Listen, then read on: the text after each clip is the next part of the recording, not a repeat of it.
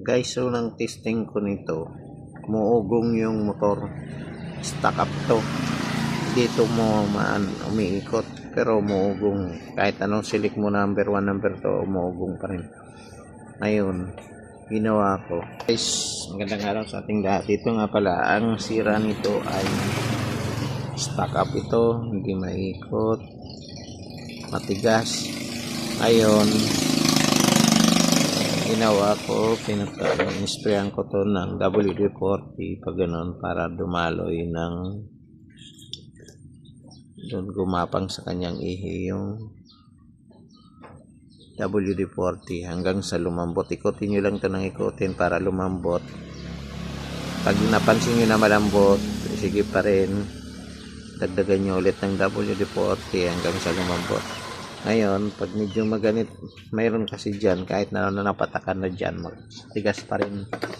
Ang talagang magiging problema nito ay dito sa back, ano na to, baklasin nyo tong cover na to, ibaon nyo muna to kasi tatalsik yung spring nito. May spring tooth bulitas eh. Ibaon nyo gaya nito, ayan, tsaka nyo palasin.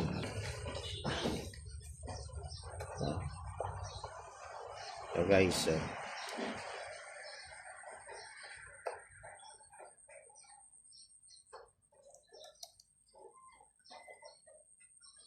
ayan guys, itong gear na to may bulitas to dito, ayan dito sa loob. Kapag inangat mo to, maangat din yung bulitas kasama spring, natatalsik yan, kaya kailangan nakabaon. Ayan, balik natin. And guys, ito kasi nalagyan ko na ng grasa eh. Nilagyan ko na to ng grasa kanina nung unang bukas ko to. Yung tuyo to, wala tong grasa, kahit langis wala. Ginawa ko kasi kahit na siya doon na pihit ko na, matigas pa rin. Halimbawa lang, naglagay na kayo ng langis doon sa harap, ayaw pa rin, matigas pa rin, maganit pa rin. Sprayan nyo to dito, pasok nyo dito, kumari kahit dito to. Pero itong dulo na to, yan, dulo nitong spray, itumban nyo ng pag ganun para doon, ayan o. Sprayan ko na kasi yan. Kaya ganyan. Ayan, ikot-ikotin nyo to hanggang sa lumambot. Kailangan makapasok yung grasa or langis dyan sa loob para lumambot. Pag lumambot na yan guys, okay na. Halimbawa, di pa rin gano, patakan nyo lang ng patakan ng langis o kaya WD-40. Mabilis magpalambot WD-40. Pero kung wala kayong WD-40, langis, kaya gas, para sa mga nasa bahay lang. Ngayon, ang gawin nyo pag malambot na, kung may grasa kayo, halimbawa wala na kayo napapansin grasa dito, lagyan nyo na to ng mga grasa. Ayan o, nilagyan ko na to guys, kulay blue yan, kaya parang itis.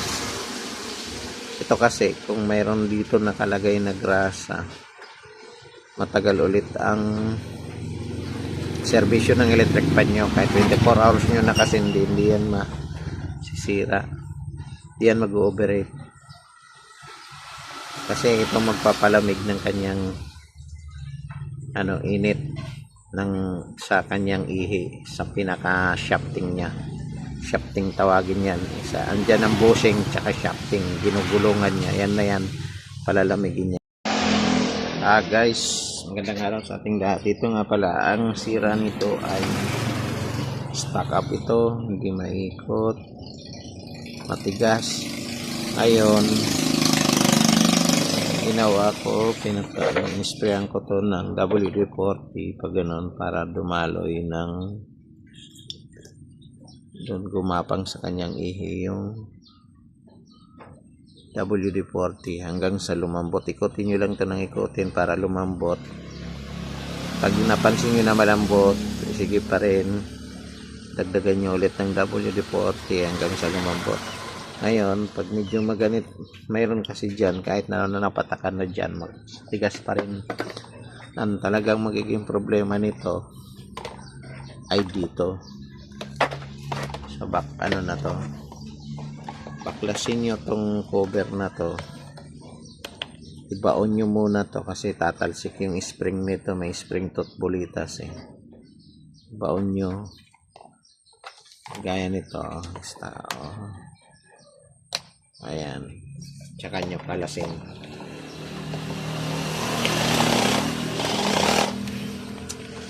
Palas.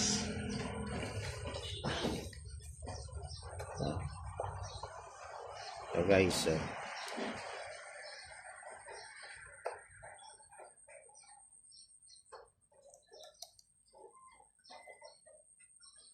and guys, itong gear na to, may bulitas to dito. Ayan dito sa loob. Kapag inangat mo to, maangat din yung bulitas. Tatalsik yan. Kaya kailangan nakabaon. Ayan, balik natin.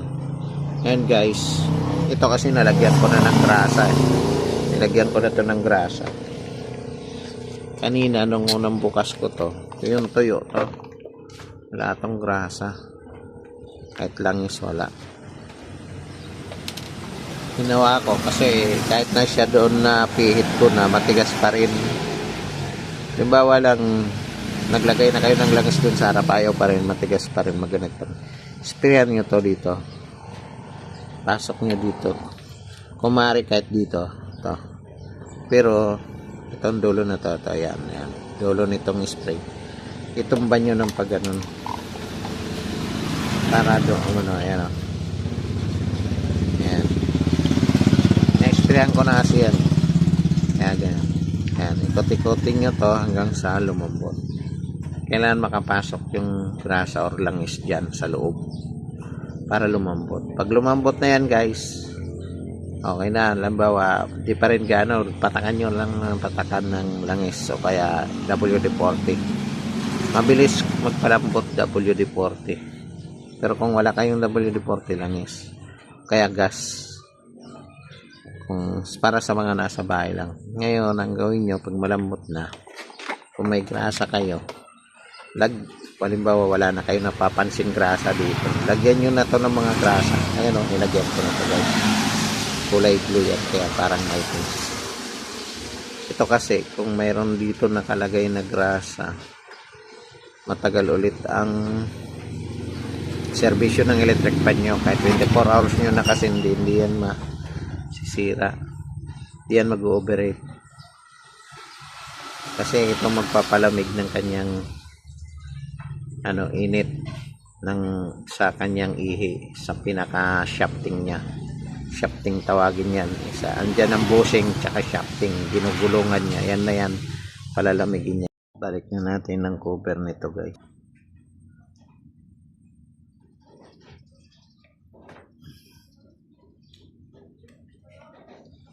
Okay na yan, pwede nyo na yan gamitin kaganyan guys. Ito lagi nyo tatandaan, yung likuran na to lagi dapat may grasa, yung hindi napapasokan ng alikabok. Tapos nung araw ang mga standard, kaya matagal at matibay ang serbisyo, lagi noon puro puno ito ng grasa, may mga grasa to. Ngayon wala na, lahat ng electric fan kakatiting lang grasa, kaya mabilis na masira. Okay, testingin natin guys, testingin natin to ngayon. Number 1, okay. Number 2, okay. Number 3, okay.